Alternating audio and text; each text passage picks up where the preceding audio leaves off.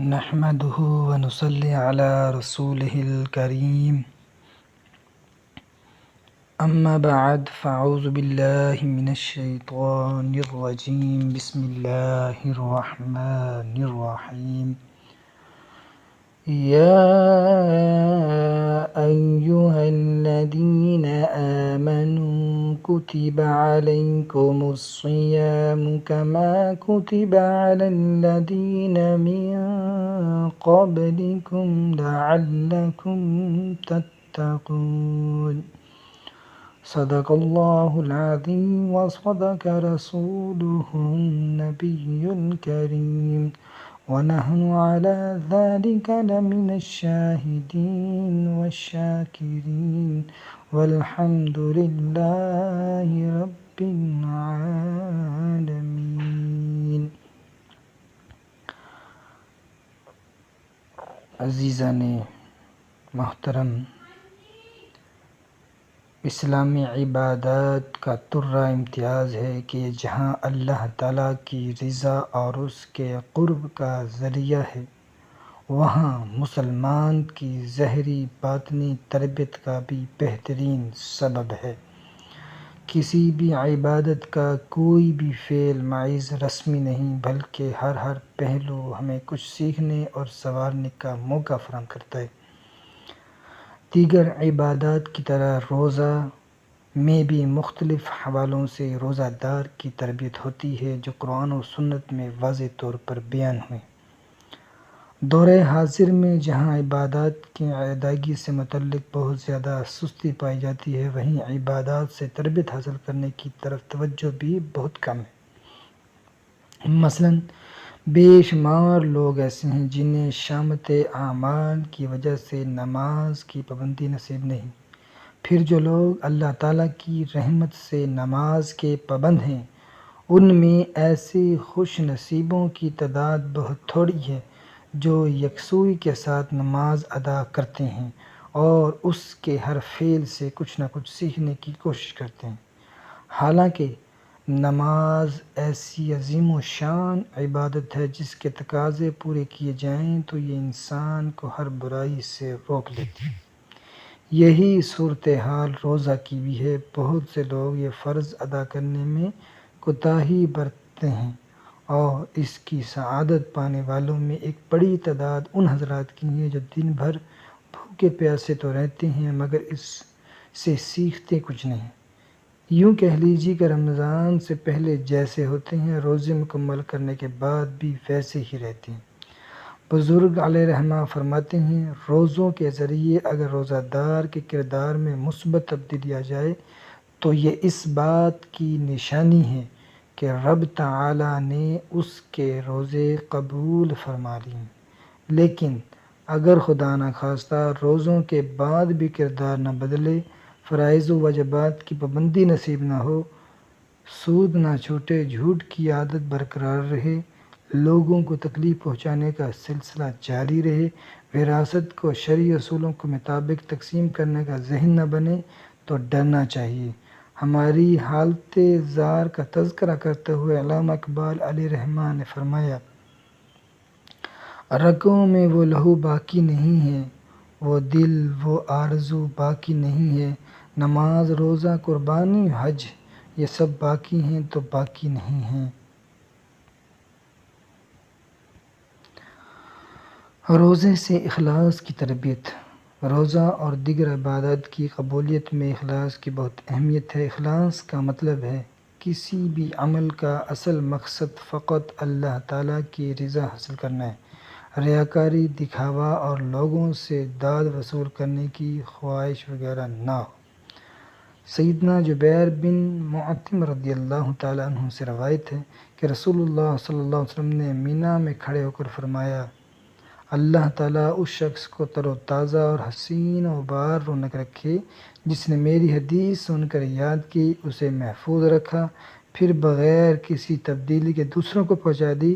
کئی علم کے حامل فقیہ نہیں، انہیں حدیث اور علم کی بات یاد تو ہوتی ہے مگر یہ فقیہ نہیں ہوتے، اسے سمجھ نہیں پاتے، اور کئی اپنے سے زیادہ فقیہ تو علم پہنچاتے ہیں، یہ حدیث اور علم کی بات سمجھتے ہیں۔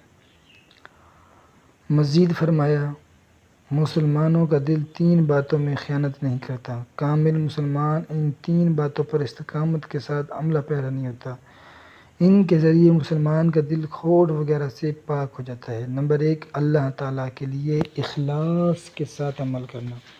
نمبر 2 مسلم حکمرانوں کی خیر خواہی کرنا، ان کے جائز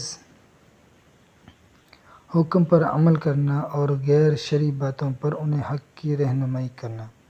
نمبر 3 اور پختگی کے ساتھ مسلمانوں کی اکثریت اہل سنت والجماعت والے عقائد پر قائم رہنا، کیونکہ ان کی دعا ماں سوا کو بھی شامل ہے، ان کی دعا شیطان سے حفاظت کرتی ہے۔ اس حدیث پاک کے مطابق کامل مسلمان کبھی بھی اخلاص میں کوتاہی نہیں کرتا، اخلاص کے ذریعے دل پاک ہو جاتا ہے۔ روزہ ایسا پوشیدہ عمل ہے جو دکھاوے سے بہت دور ہوتا ہے، اس میں کوئی ایسا فعل نہیں جو دوسروں کو نظر آئے۔ روزے کے ذریعے دیگر اعمال میں بھی اخلاص اختیار کرنے کی تربیت ملتی ہے۔ سیدنا ابو ہریرہ رضی اللہ تعالیٰ عنہ سرور عالم صلی اللہ علیہ وسلم سے حدیث قدسی روایت کی ہے، رب تعالیٰ فرماتا ہے روزہ میرے لیے ہے اور میں ہی اس کا اجر عطا کروں گا، روزہ دار میری خاطر اپنے خواہش اور اپنا کھانا پینا چھوڑتا ہے۔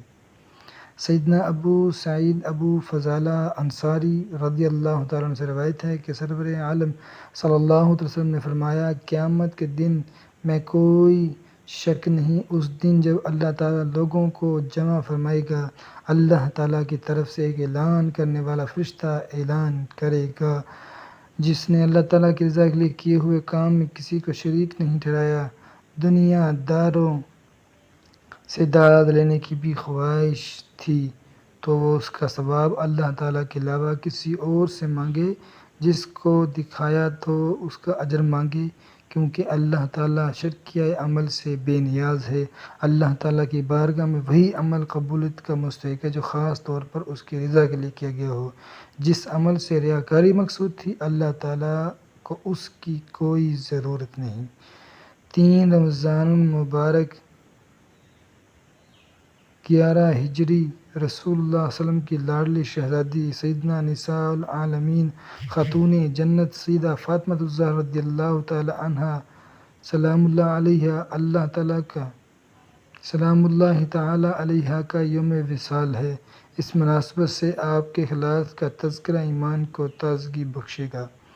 ارشاد باری تعالی ہے وَيُطْعِمُونَ الطَّعَامَ عَلَى حُبِّهِ مِسْكِينًا وَيَتِيمًا وَأَسِيرًا إِنَّمَا نُطْعِمُكُمْ لِوَجْهِ اللَّهِ لَا نُرِيدُ مِنكُمْ جَزَاءً وَلَا شُكُورًا۔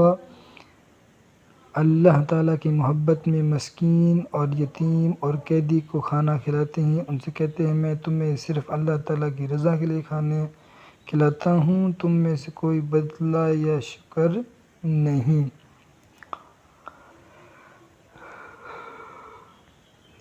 آیت کریمہ کا یہ حصہ اخلاص کی کیسی شاندار گواہی دیتا ہے۔ ہمیں تمہیں صرف اللہ تعالیٰ کی رضا کے لیے کھانا کھلاتے ہیں، تم سے کوئی بدلہ یا شکر یہ نہیں چاہتے۔ ریاکاری اور دکھاوے ہمارے اور دور کی بہت بڑی بیماریاں ہیں۔ وَيُطْعِمُونَ الطَّعَامَ عَلَى حُبِّهِ مِسْكِينًا وَيَتِيمًا وَأَسِيرًا إِنَّمَا نُطْعِمُكُمْ لِوَجْهِ اللَّهِ لَا نُرِيدُ مِنكُمْ جَزَاءً وَلَا شُكُورًا۔ ریاکاری اور دکھاوے ہمارے دور کی بہت بڑی بیماریاں ہیں۔ بزرگ اپنے اچھے اعمال کو جس قدر چھپاتے تھے، ہم اتنا ہی زیادہ انہیں دکھاتے ہیں۔ لوگوں میں مقبولیت حاصل کرنے کے لیے ہر اچھے کام کی تصاویر بنا کر وائرل کرنے کا شوق دیتے ہیں۔ روزے سے حفاظت نگاہی عصمت کی تربیت۔ قرآن و سنت میں اس بات کی بہت تاکید فرمائی گئی ہے کہ مسلمانوں کو اپنی نگاہوں اور پاک دامنی کی حفاظت کرنی چاہیے، اس کی نظر ایسی جانب نہ اٹھے جس سے رب تعالیٰ نے منع فرمایا ہے، کیونکہ آنکھ دل کا راستہ ہے۔ اگر آنکھ محفوظ ہے تو امید ہے کہ دل بھی محفوظ رہے گا، لیکن آنکھ آلودہ ہو گئی تو دل کا پاکیزہ رہنا بہت مشکل۔ ایسے ہی تاکید فرمائی گئی کہ مسلمان کا کردار کسی برے فعل سے داغدار نہ ہو۔ رسول اللہ صلی اللہ تعالی علیہ وسلم سیدنا عباس کے شہزادے سیدنا عبداللہ رضی اللہ تعالیٰ عنہ سے روایت ہے کہ ایک نوعمر شخص نے عرفات کے دن عورتوں کی طرف دیکھا تو رسول اللہ صلی اللہ علیہ وسلم نے اپنے دست مبارک سے ان کا چہرہ دوسری طرف پھیر کر دیا۔ آج وہ دن ہے کہ جو شخص اپنے کان، آنکھ اور زبان کو قابو میں رکھے اس کی مغفرت ہو جائے گی۔ توجہ طلب بات ہے کہ اگر عرفات کے مبارک مقام پر رحمتوں والے دن میں بھی مغفرت حاصل کرنے کے لیے کانوں اور آنکھوں اور زبان کی حفاظت ضروری ہے تو باقی دونوں اور جگہوں پر کتنی ضروری ہوگی۔ روزے کے وقت میں انسان کو کھانے پینے کی چاہت بھی ہوتی ہے اور وہ ایسا کر بھی سکتا ہے، مگر وہ ان سے صرف اس لیے بچتا ہے کہ اللہ تعالیٰ نے اس وقت میں کھانے پینے سے بچنے کا حکم فرمایا ہے۔ اس سے تربیت ملتی ہے کہ جیسے پیٹ کو نافرمانی سے روکا گیا ہے، ایسے ہی آنکھوں کو بھی بدنگاہی سے روکنا ہے، کردار کو بھی برے فعل سے پاک رکھنا ہے، کیونکہ رب تعالیٰ نے نگاہوں اور عصمت کی حفاظت کا حکم بھی فرمایا ہے۔ اے جوانو مسلمان، تم میں سے جس نکاح کی طاقت ہو، نکاح کے لیے مال ہو اور کوئی شرعی رکاوٹ نہ ہو، وہ ضرور نکاح کرے، کیونکہ اس سے نگاہوں اور پاک دامنی کی خوب حفاظت ہو جاتی ہے۔ نکاح کے بعد غیر محرم عورتوں کی طرف دیکھنے یا گناہ اور ارتکاب کرنے کی ضرورت نہیں رہتی۔ اللہ تعالیٰ نے بے شمار خوبیوں سے نوازا۔ ہم نے سید عالم صلی اللہ علیہ وسلم کے انتہائی قریب رہ کر بہت اعلیٰ تربیت حاصل کی ہے۔ آپ صلی اللہ علیہ وسلم کے وصال اقدس کے بعد امت کی خوب تربیت فرمائی۔ آپ کا وصال سیدنا امیر معاویہ رضی اللہ عنہ کے دور سلطنت میں 17 رمضان المبارک 57 ہجری کو ہوا۔ سرکار دو عالم صلی اللہ علیہ وسلم نے نکاح اور روزوں کو نگاہوں اور کردار کی حفاظت کا ذریعہ ارشاد فرمایا، مگر ہم لوگ ان کے ذریعے بدنگاہی سے جان چھڑانے کی کوشش ہی نہیں کرتے، بلکہ نکاح کے وقت ایسا ماحول بنا دیا جاتا ہے، سحر و افطار کے پروگرامز کا یہ حال ہوتا ہے کہ بجائے اس کے نگاہوں کی حفاظت کا ذہن بنے رہتی کسر بھی نکل جاتی ہے۔ پھر روزے کے دوران فحش تصاویر سے بھرے ہوئے اخبارات، سوشل میڈیا پر بے حیائی کا طوفان اور دیگر معاملات ایسے ہیں کہ روزے سے تربیت حاصل کرنے کی طرف توجہ ہی نہیں رہتی۔ اللہ تعالیٰ اس بات کو بہت پسند فرماتا ہے کہ دوسرے مسلمانوں سے ہمدردی، غمخواری کی جائے، ان کے دکھ کو اپنا دکھ سمجھا جائے اور اپنی طاقت کے مطابق ان کی پریشانی دور یا کم کرنے کی کوشش کی جائے۔ رب کریم نے اپنے محبوب مکرم صلی اللہ علیہ وسلم کو یہ شان عطا فرمائی کہ آپ سب سے بڑھ کر غمخواری فرمانے والے ہیں، درد مندوں کے دکھوں کا مددگار بننے والے ہیں، اور جن ناداروں کا کوئی بوجھ نہ اٹھائے آپ ان کا بوجھ اٹھاتے ہیں۔ اعلیٰ حضرت علیہ رحمہ فرماتے ہیں، غم زدوں کو رضا مژدہ دیجیے کہ ہے بے کسوں کا سہارا ہمارا نبی۔ اللہ تعالیٰ سے نوازنا چاہتا ہے، اسے سرکار دو عالم صلی اللہ علیہ وسلم کے نقش قدم پر غم خواری کی توفیق عطا فرماتا ہے۔ سیدنا جابر بن عبداللہ رضی اللہ تعالیٰ عنہ سے روایت ہے کہ مصطفیٰ جان رحمت صلی اللہ علیہ وسلم نے فرمایا، جو غم زدہ کی غم خواری کرے اللہ تعالیٰ اسے تقویٰ کا لباس عطا فرمائے گا اور روحوں میں اس کی روح پر رحمت فرمائے گا۔ انسان کی فطرت ہے کہ جب وہ خود کسی پریشانی میں مبتلا ہوتا ہے تب اسے صحیح طور پر دوسروں کی پریشانی کا احساس ہوتا ہے۔ بیمار کی بیماری کا احساس کسی مریض کو ہو ہی سکتا ہے، ایسے ہی کسی تنگ دست کی مجبوری کا ادراک اس سے ہی ہوتا ہے جو خود کسی وقت میں اس صورتحال سے گزرا ہو، دو چار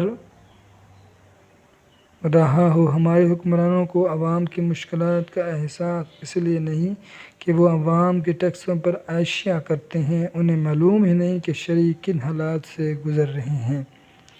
جب مسلمان روزہ رکھتا ہے اور بھوک پیاس برداشت کرتا ہے تو اس میں یہ تربیت بھی ہوتی ہے جو بھوکوں کی مشکل کا آسان کرے اور اپنی طاقت کے مطابق ان کی مدد کرے۔ سیدنا سلمان فارسی رضی اللہ عنہ کی روایت کردہ حدیث پاک کے مطابق سرکار دو عالم صلی اللہ علیہ وسلم نے شعبان کے آخری دن رمضان مبارک کے حوالے سے خطبہ ارشاد فرمایا۔ اس خطبے میں یہ بھی فرمایا کہ شہر المواسطہ یعنی دوسرے مسلمان کی غمخواری اور ہمدردی کا مہینہ ہے۔